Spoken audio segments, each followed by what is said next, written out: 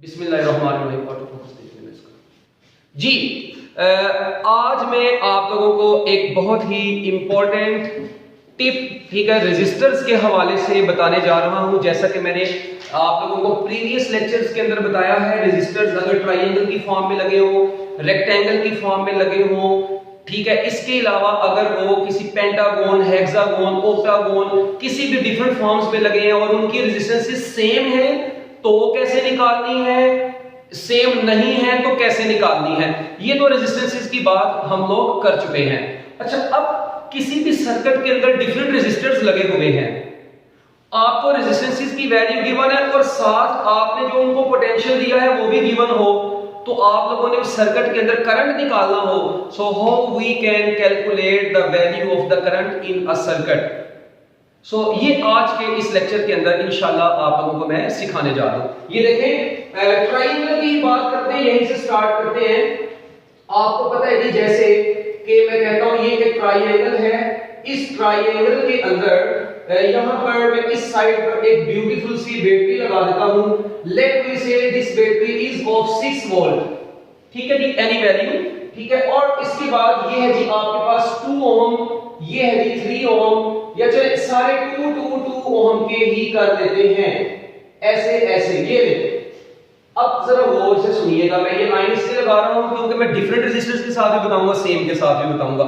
अब जिस बच्चे को मेरा बताया हुआ शॉर्टकट याद है उसकी जिंदगी में सुकून आने वाला है। देखिए, एडजेसेंट टर्मिनल्स के दरमियान में पहले आपको पता है करंट निकालना है यार, मुझे बताओ करंट क्या होता है। करंट होता है total voltage over total resistance of the circuit. इन दोनों टर्मिनल्स जिनके क्रॉस बैटरी लगी है उनके क्रॉस की इक्विवेलेंट रेजिस्टेंस क्या आएगी। एडजेसेंट टर्मिनल्स हैं, सेम रेजिस्टर्स हैं, n-1 over n into r, और ट्रायंगल है तो n यानी 3 हो गया, 3 - 1 over 3 कितना हो गया, 2/3 into r। यानी वोल्टेज आपका 6 है और इक्विवेलेंट कितनी आएगी 2/3, और हर एक रेजिस्टेंस है 2 ओम 2 ओम 2 ओम की। Just you can calculate your answer 6 और ये आ गया जी 4/3, तो ये आंसर आ गया 18/4। So 18/4 ampere is your final answer। 4.2 something इतना बन जाएगा, ठीक है। वो अब आप लोग ऑप्शंस को देख के जो इतनी होगी वो आंसर लगा सकते हैं। आई थिंक ये आपको समझ में आ गया होगा। जस्ट n आइडेंटिकल रेजिस्टर्स हो, अच्छा ओके। अगर इस तरह से आपके पास होता, ये तीनों रेजिस्टर्स डिफरेंट होते, ये ऐसे, ये ऐसे, ये ऐसे, तीनों रेजिस्टर्स ही डिफरेंट होते जी। ये अगर ये तीनों रेजिस्टर्स डिफरेंट हैं, ये 6 वोल्ट है, 1 ओम, 2 ओम और ये 3 ओम जी। अब इस सर्किट में करंट कैसे निकालेंगे, फार्मूला तो वही है, voltage over equivalent resistance. No, firstly आप ये देखेंगे कि एडजेसेंट टर्मिनल्स के दरमियान में पूछा गया मगर तीनों रेजिस्टर्स डिफरेंट हैं, तो चले क्या तरीका था, ये दोनों सीरीज में, इन दोनों के सीरीज का आंसर आएगा 3 ओम।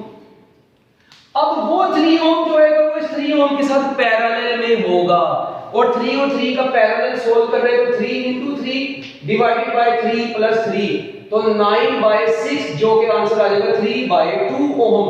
It means your total voltage is 6 volt and your equivalent resistance is 3/2 ohm, so 12/3 which is equal to 4 ampere, so the current in the circuit is 4 ampere। So you have to make your calculations strong, ठीक है, you have to make your concepts strong। अगर आप लोग ये चीजें मैं already resistors के combination की मैं आप लोगों को प्रीवियस लेक्चर्स के अंदर बता चुका हूं, ठीक है। इसीलिए अगर आपने नहीं देखी हुई पहले वो वीडियो देख लें, इंशाल्लाह आपको बहुत फायदा होगा इस चीज का।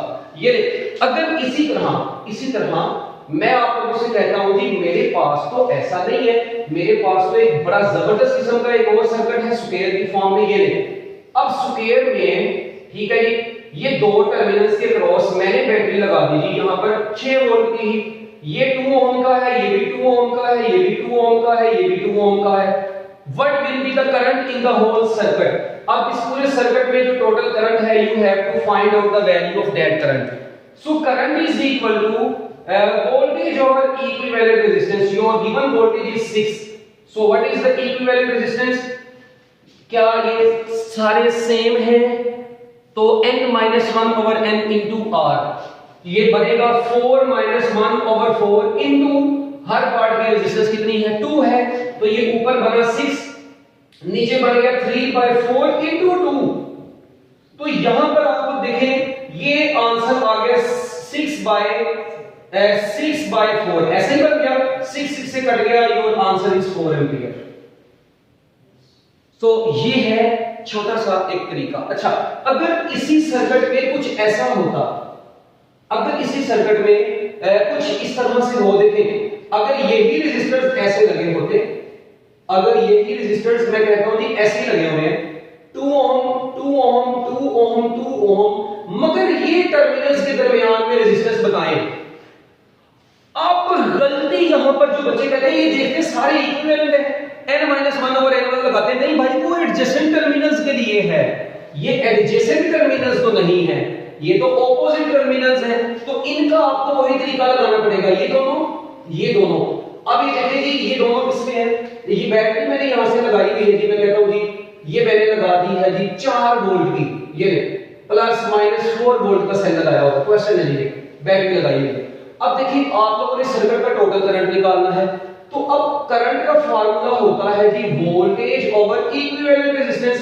अब वोल्टेज तो 4 है, इक्विवेलेंट कैसे निकलेगा, ये देखें ये दोनों 4 ओम, ये भी 4 ओम, दोनों 4 पैरेलल में हैं, तो 4 और 4 का पैरेलल सोल्व करें, 4 into 4 divided by 4 plus 4, तो ये आंसर आएगा 16/8, आपका आंसर आ गया 2 ohm। It means your equivalent resistance of this circuit is 2 ohm, so the current will be 2 ampere। तो मैं उम्मीद करता हूं जी आप लोगों को ये शॉर्टकट एक और समझ में आ गया होगा करंट निकालने का जी। अगर कोई रेजिस्टर्स आप ट्रायंगल की फॉर्म में लगे हो, स्क्वायर की फॉर्म में लगे हो, तो आप लोग सर्किट में करंट मेरा ख्याल है इजीली फाइंड आउट कर सकते हैं। तो ये थी जी बेसिक कॉन्सेप्ट आपका, ठीक है। मैं उम्मीद करता हूं कि आपको ये समझ आया होगा। बेस्ट ऑफ लक, अल्लाह हाफिज़।